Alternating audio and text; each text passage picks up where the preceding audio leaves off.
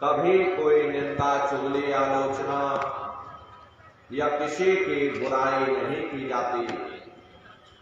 हरे नर नारियों, जब हम लोग इस संसार में पैदा हुए तो ना कोई जात और बिरादरी लेकर के आया, ना कोई कौम या मजहब लेकर के आया, न कोई अपना नाम लेकर के आया।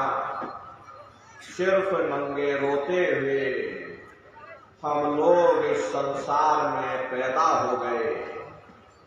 बाद में जो औजार उस परम पिता परमात्मा ने बख्शे, मन बुद्धि और चित्त, उससे जब हमारे अंदर चेतना आ गई तब हमारा नाम पड़ गया। कर्म के अनुसार हमारी जाति बन गई। धीरे धीरे हमारा फैलाव दुनिया में होता चला गया। हमने बाल बच्चे बना लिए, हमने रिश्ते नातेदार बना लिए, हमने कुटुंब परिवार वाले बना लिए, हमने जमीन और जायदाद हासिल कर ली और इसको अपना समझ करके हम आप यहीं पर बैठ गए। फिर जब जाने का वक्त आया तो फिर आपको यहां से खाली हाथ भेज दिया गया। ना आपके साथ आपका नाम गया, ना आपके साथ जात और बिरादरी गई, ना आपके साथ जमीन और जायदाद गई। अरे जिस छाया को प्राप्त करने के लिए आपने अपना पूरा जीवन गुजार दिया, तो ना माया हाथ में आई और ना छाया हाथ में आई। खाली हाथ आए थे और खाली ही हाथ आपको यहां से वापस भेज दिया गया। कहने का मतलब यह है कि उस परम पिता परमात्मा ने अति दया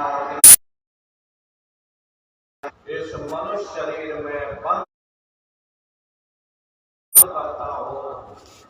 तुम मेरे मकान के द्वारा उस मालिक की भक्ति करके अपनी, जब समय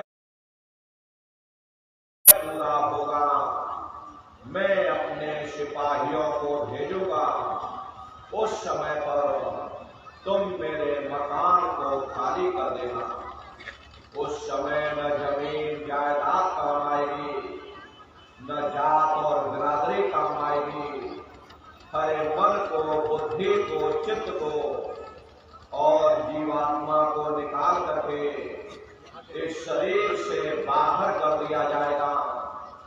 ये शरीर आपका यही जमीन पर गिर पड़ेगा, क्योंकि जीवात्मा के निकल जाने के बाद में ये शरीर सिर्फ एक माटी का पुतला है, उससे ज्यादा कुछ भी नहीं।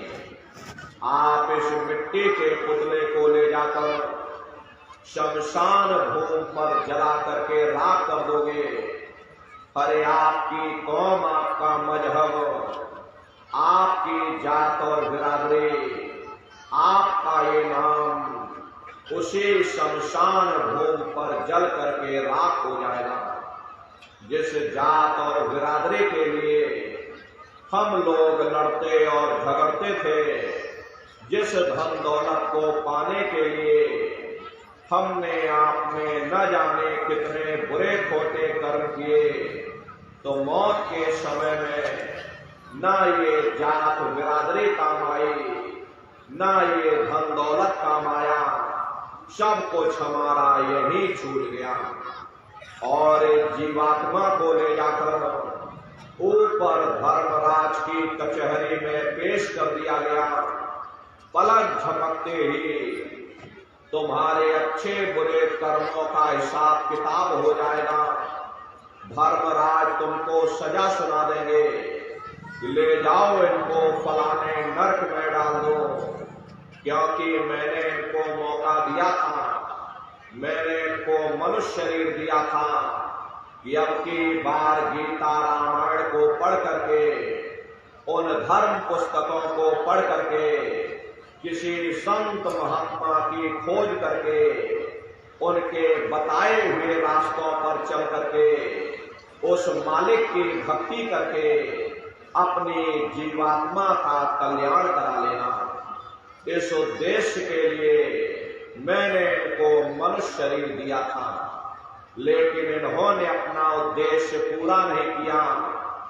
जब जब ये मनुष्य शरीर में आए, तभी इन्होंने विचार भी नहीं किया कि आखिर ये मनुष्य शरीर हमको क्यों मिला है, क्या इसका उद्देश्य है, मरने के बाद हम लोग कहाँ जाएंगे, हमारे बाल बच्चे कहाँ जाएंगे, हमारे रिश्ते नातेदार कहाँ जाएंगे, हमारे कुटुंब परिवार वाले कहाँ जाएंगे, और कैसे उनकी जीवात्मा का कल्याण होगा।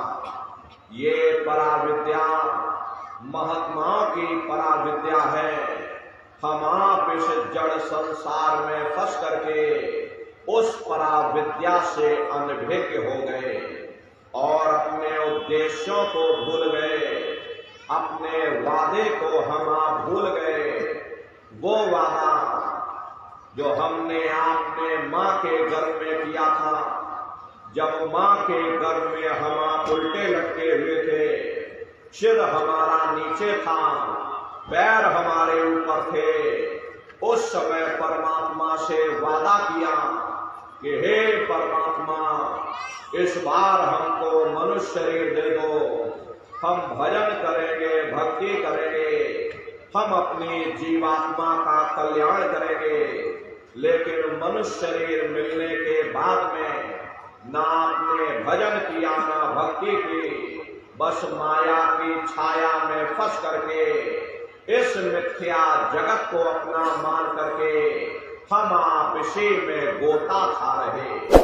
हरे नर नारियों, इस दुनिया में हित मित भाई बंधु, रिश्ते नातेदार, कुटुंब परिवार वाले, इनमें से कोई भी चीज तुम्हारी जीवात्मा को इस अधोगति से बचा नहीं सकती। हम कौन हैं, हम कहां से आए हैं और हमें जाना कहां है, ये मानव मात्र के लिए एक जटिल प्रश्न बना हुआ है। इस प्रश्न का हल तब तक नहीं होगा जब तक इस धरा भूमि पर कोई संत महात्मा फकीर न मिल जाए। इसीलिए वह मालिक अति दया और कृपा करके संतों महात्माओं को इस धराधाम पर भेजते हैं। संत महात्मा फकीर यहाँ पर आकर के जीवों को समझाने की कोशिश करते कि भाई वो परमात्मा है, वो आपको मिलेगा, जीते जी मिलेगा, इसी मनुष्य शरीर में मिलेगा। इसी मनुष्य शरीर के अंदर जाकर के परमात्मा से मिलने का वह एकमात्र दरवाजा है। उस दरवाजे का भेद केवल संतों महात्माओं को ही प्राप्त है। ये दुनिया के लोग, दुनिया की आवाम जनमानस भौतिकता के ज्ञान को पढ़ करके अहंकार में डूबे रहते हैं कि हमसे बड़ा कोई ज्ञानी नहीं। लेकिन उन बेचारों को नहीं मालूम कि जहां दुनिया का ज्ञान समाप्त होता है, उसी के सिर की चोटी से ये आध्यात्मवाद, आत्मा और परमात्मा का ये गूढ़ ज्ञान, रहस्य विज्ञान प्रारंभ होता। उस विज्ञान को पाने के लिए सबसे पहले यह जरूरी है कि पहले आप मानवतावादी बनो, मानव धर्म और मानव कर्म को अपनाओ।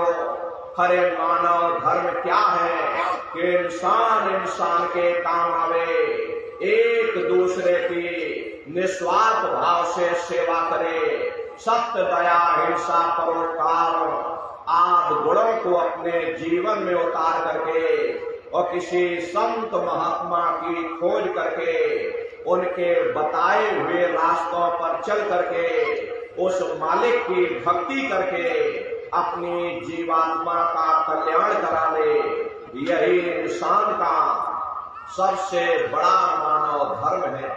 लेकिन आज इस कलिकाल में ये दुनिया की आवाम जनमानस विषय विकारों में, शराब और कबाबों में, मांस और मदिरा में सुख ढूंढने की कोशिश कर रही। ये चरित्र पतन जैसे कार्यों को अपना करके ये आवाम जनमानस कैसे सुखी हो सकती। पहले अपने चरित्र जैसे धन को इकट्ठा करो, क्योंकि चरित्र ही सब कुछ है।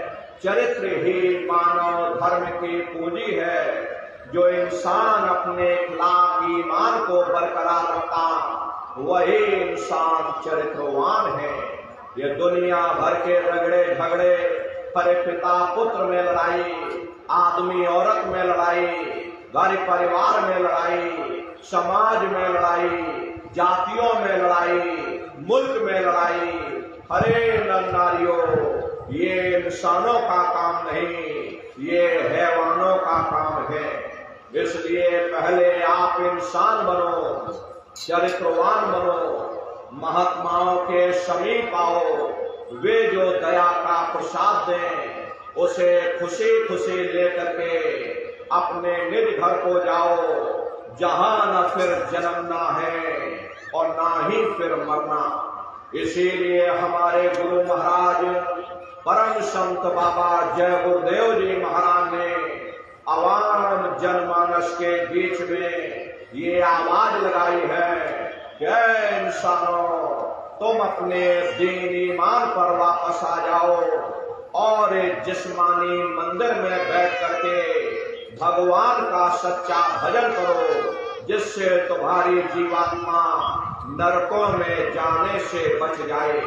अरे हम माने ना माने, लेकिन संत महात्मा त्रिकालदर्शी होते हैं, वे सब कुछ जानते हैं। अगर हम उनके वचनों को मान जाएंगे तो हम लोग बच जाएंगे, नहीं तो खाई और खंदक में जाकर गिर जाएंगे। इसीलिए अभी वक्त है उस मालिक से सच्ची प्रार्थना करने का, खुदा के सामने अपने गुनाहों की माफी मांगने का। हरे धर्म मजहब के नाम पर लड़ने झगड़ने का नहीं, जात और बिरादरी के नाम पर लड़ने झगड़ने का नहीं। हमने बहुत लड़ लिया, बड़े बड़े झगड़े और फसादे की, बड़ी बड़ी नुक्ताचीनी की, सिवाय नफरत के हमको क्या मिला।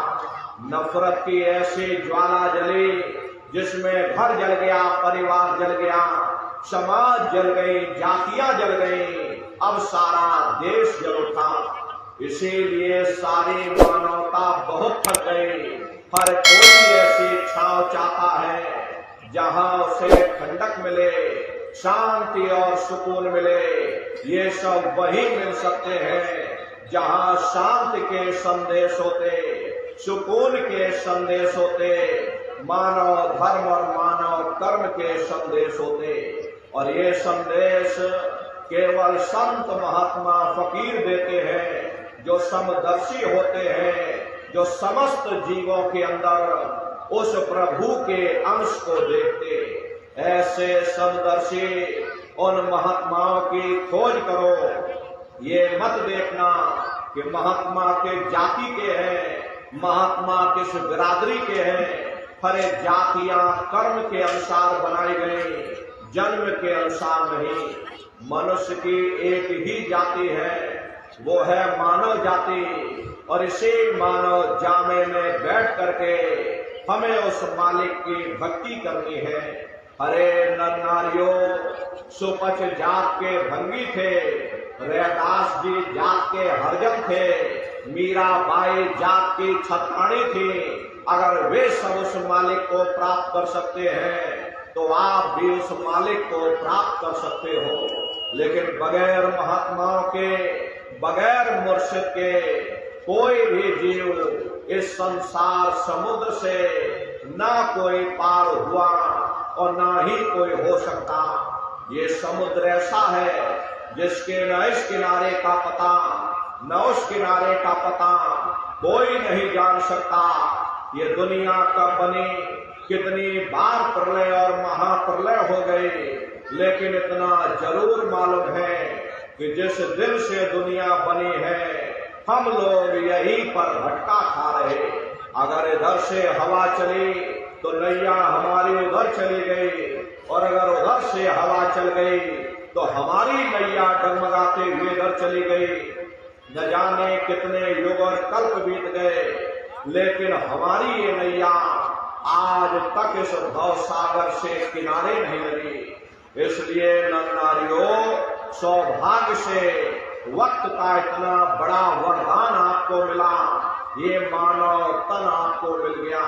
न जाने किस महात्मा की दया हो गई, न जाने कौन से जन्म जन्मांतरों के शुभ पुण्य कर्मोदय हो गए जो आपको ये मनुष्य शरीर मिल गया। हरे अब की बार मौका मिल गया है, समय रहते हुए अपनी जीवात्मा के कल्याण के लिए थोड़ा बहुत विचार करिएगा, वरना ये समय तुम्हारा निकलता चला जा रहा। अरे मिले नर देह तुमको, बनाओ काज कुछ अपना, बचो मत आए जग में, जानियो रैन का सपना। हरे नर नारियों, जैसे रात में हम लोग स्वप्न देखते हैं, हालांकि उस समय पर हमें स्वप्न सच मालूम पड़ता, असली प्रतीत मालूम होता, लेकिन जब हम सुबह उठते हैं, जब हमारी आंखें खुलती हैं, तब हमें होश आता, नहीं भाई हम तो स्वप्न देख रहे थे, ये सब भ्रम है। ठीक उसी प्रकार से ये दुनिया भी 10-20-100 साल का स्वप्न है। अब आप कहोगे हम जाग रहे, परंतु प्रेमी भाई बहनों, ऐसा हरगिज नहीं है। जिस दिन मौत का वक्त आएगा, अरे आप रोगे, हाय हाय करके चिल्लाओगे कि हाय हमने सारी जिंदगी यूं ही स्वप्न में गुजार दी, जागने का समय तो अभी आया था, जो कुछ करना था भी करना था। लेकिन प्रेमी भाई बहनों, अब पछताए हो क्या, जब चिड़िया चुग गई खेत। महात्मा प्रेम से जीवों को समझाते, भाई देह और गृह सब झूठा, भरम में काहे को खपना, ये घर बार हमारा अपना नहीं, हरे पराया देश है, ये सराय खाना है, ये मुसाफिर खाना है, ये शरीर भी तुम्हारा अपना नहीं, ये भी काल का पिंजरा है, किराए का मकान है, पराया मकान है। किसी को 40-50 साल के लिए मिला, किसी को 80-90-100 साल के लिए मिल गया। हर जितने जितने श्वास उस मालिक ने बख्शे हैं, उसे भुगतने के बाद में हमें शरीर को यही छोड़ जाना। श्वास दुधारा नित्य ही जारी, एक दिन खाली चांद। हरे प्रेमी भाई बहनों, एक तालाब पानी से चाहे कितना भी क्यों ना भरा हो, आप एक छोटी सी नाली काट कर खोल दीजिए, तालाब में छोटा सा छेद कर दीजिए, तो सारा पानी ही तालाब से बाहर निकल जाएगा। ठीक उसी प्रकार से हमारा ये शरीर भी श्वासों का भंडार है। जब तक श्वासों का भंडार जारी है, हम दुनिया के काम काज में फंसे हुए, दुनिया के कारोबार में उलझे हुए, लेकिन जिस वक्त ये श्वासों का भंडार खाली होगा, हरे टेलीफोन खड़क जाएंगे, तार पहुंच जाएंगे, संदेश पहुंच जाएंगे, सब रिश्ते नातेदार, सब कुटुंब परिवार वाले, सब अड़ोस पड़ोस वाले मिनटों सेकंडों में इकट्ठा हो जाएंगे। हरे नर नारियों, मामूली कष्ट नहीं होता, मौत के समय में घनघोर पीड़ा होती है।